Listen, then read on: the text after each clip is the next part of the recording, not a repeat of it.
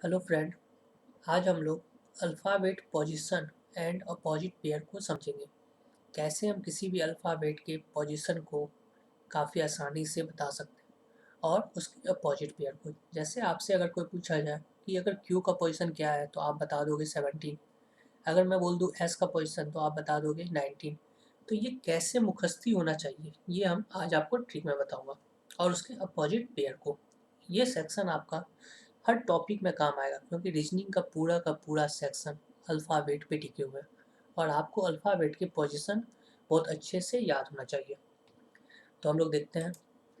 आप लोग को पता होगा इंग्लिश में अल्फ़ाबेट टोटल 26 लेटर है। 26 लेटर मतलब ए से लेके जेड। तो टोटल के टोटल जितने भी है ए से लेके जेड तक की पोजीशन हमें बताना है। तो आपको इसके लिए मैं एक कोड बताऊंगा।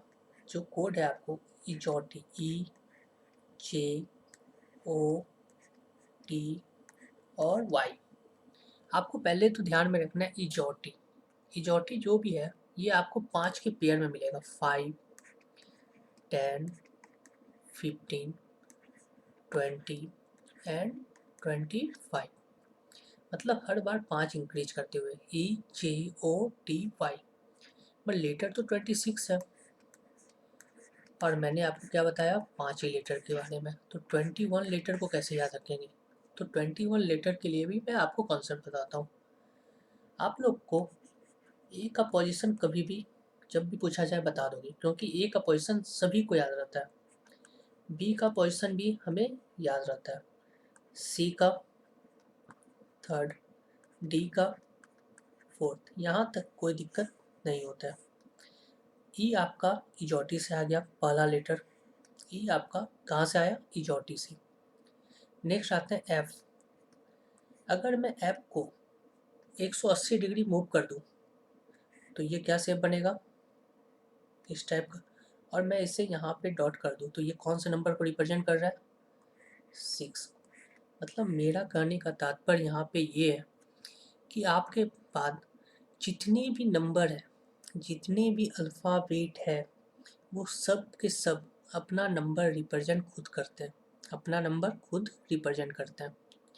नेक्स्ट देखो जी। तो यहाँ पे आप ध्यान से देखो ये 7 दिख रहा है यहाँ पे। तो जी में कौन सा नंबर छुपा था 7। तो आप जी का पोजीशन क्या है 7। फिर क्या है एच। आप ऊपर से इसे मिला दो और नीचे से मिला दो कौन सा नंबर यहाँ रिप्रेजेंट कर रहा है 8। तो एच का पोजीशन 8। आई हम लोग बोलते हैं आई एम। आई क्या रिप्रेजेंट कर रहा है ये खुद पे खुद 9 को रिप्रेजेंट कर रहा है। जे आपका इजोटी से आ गया। के हम लोग आईपीएल देखते हैं किंग्स 11 पंजाब। किंग्स 11 पंजाब तो के का पोजीशन 11। एल एल में कितने लाइन है 1 2। एल में कितने लाइन है 2 तो 12। एम एम को मैं पलट दूँ तो कौन सा शेप दिखेगा ये। तो ये कौन सा नंबर दिख रहा है 3 तो ये कितना हुआ 13। एन एन के ऊपर में और नीचे लिख दूँ तो ये कौन सा नंबर रिप्रेजेंट कर रहा है रोमन में 4 को। तो हम बोलेंगे 14। ओ आपका इजोटी से आ गया। पी अगर मैं पी को 180 डिग्री मूव कर दूँ तो ये कौन सा नंबर रिप्रेजेंट कर रहा है 6 को। तो हम बोलेंगे यहाँ पे 16। फिर आता है क्यू। बचपन में हम लोग पढ़ते थे इंग्लिश में Q for queen. Q for queen. आपकी क्वीन कितने साल की 17 साल की। आपकी क्वीन कितने साल की 17 साल की। नेक्स्ट लेटर है आपके पास आर। आर को मैं यहाँ से मिला दूँ तो कौन सा नंबर रिप्रेजेंट कर रहा है 8 को। तो आप बोलोगे आर का पोजीशन 18। एस एस से कौन सा नंबर रिप्रेजेंट कर रहा है अगर मैं इसे यहाँ पे मिला दूँ तो ये कौन सा नंबर दिख रहा है 9। तो आप बोलोगे 19। T 20। T20 world cup 2020 world cup. Next है यू। यू मतलब आप खुद। आज से आपका अगर कोई एज पूछे तो आप कितना एज बताओगे 21। यू का क्या है 21। फी कितने लाइन है इसमें 2। तो यहाँ पे कितना हो जाएगा 22। नेक्स्ट लेटर है आपके पास W। अगर मैं W को इस तरह से लिख दूँ तो कौन सा नंबर दिख रहा है 3, तो आप क्या बोलोगे 23। X में कितने नंबर है 4, तो आप क्या क्या बोलोगे 24। Y आपका इजोटी से आ गया। और Z का पोजीशन सभी को याद रहता है, तो इस कॉन्सेप्ट को आप 2 से 3 बार खुद से अगर करते हो तो लाइफ में कभी भी किसी भी लेटर की पोजीशन को कभी नहीं भूलोगे। ये कॉन्सेप्ट काफ़ी बेस्ट कॉन्सेप्ट है और ये कॉन्सेप्ट से आप विद इन सेकेंड में आंसर दे सकते हो। अब हम बात करते हैं अपोजिट पेयर की। अब अपोजिट पेयर मतलब आपको पता है लेटर तो होता है ए से लेके जेड तक, तो ये टोटल कितने लेटर हैं 26। मगर अपोजिट पेयर क्या होता है कि लेटर को 2 पार्ट में डिवाइड किया है, ए से लेके एम तक मतलब 13 लेटर, और एन से लेके जेड तक ये भी 13 लेटर। तो एम के सामने जो आ गया एन और जेड के सामने क्या आया ए, मतलब ये दोनों एक दूसरे के अपोजिट हो गए, ये दोनों एक दूसरे के अपोजिट हो गए। मतलब ए से लेके चलना शुरू किया एम तक, फिर उसी से हम लोग रिवर्स हो गए, तो ये हुआ हमारा बन गया अपोजिट पेयर। तो देखो अपोजिट पेयर क्या क्या होता है, ए का अपोजिट होता है जेड, ए का अपोजिट जेड, ए का पोजीशन क्या है 1, जेड का 26। हमेशा याद रखना दो अपोजिट्स को याद करोगे, दो अपोजिट अगर सम भी करते हो तो ये दोनों पोजीशन को अगर सम कर दे तो ऑलवेज 27 होगा, ऑलवेज 27, मतलब 1 + 26 27। फिर बी का अपोजिट क्या होगा वाई, इसे याद करने के लिए बाय, इसे याद करने के लिए ध्यान में रखेंगे बाय। इसका पोजीशन क्या होता है 2 और इसका 25, और मैंने कहा दो अपोजिट पेयर को ऐड करोगे तो ऑलवेज क्या बनेगा 27। बात समझ में आ गया। सी का अपोजिट एक्स, इसे याद रखने के लिए क्रैक्स, इसे याद रखने के लिए क्रैक्स।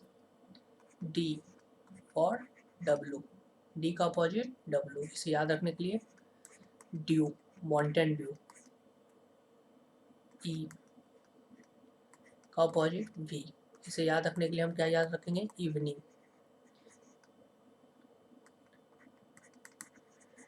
तो हम इवनिंग याद रखेंगे। नेक्स्ट क्या है एफ का यू, इसे क्या याद रखेंगे फुल मार्क्स। तो आप जब भी एफ का उच्चारण करें तो फुल मार्क्स।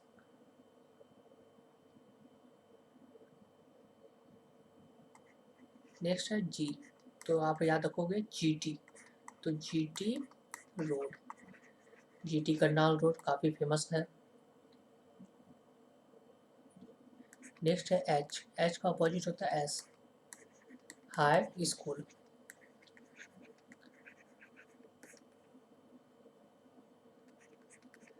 आई का are, Indian railway.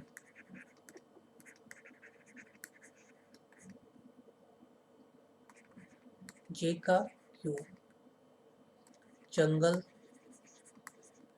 Queen.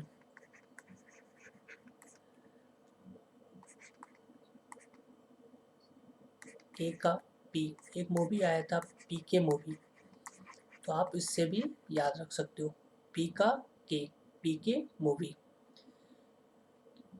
L का ओ लव, एल का अपोजिट ओ लव, एम का अपोजिट एंड मैन।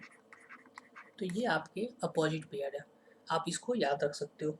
याद रखना दो अपोजिट पेयर का सम ऑलवेज 27 होता है, दो अपोजिट पेयर का सम ऑलवेज 27 होता है।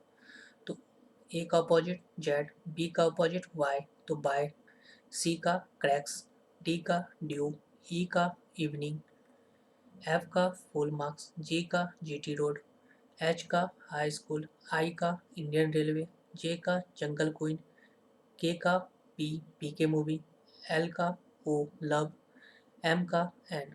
तो ये आपके अपोजिट पेयर है।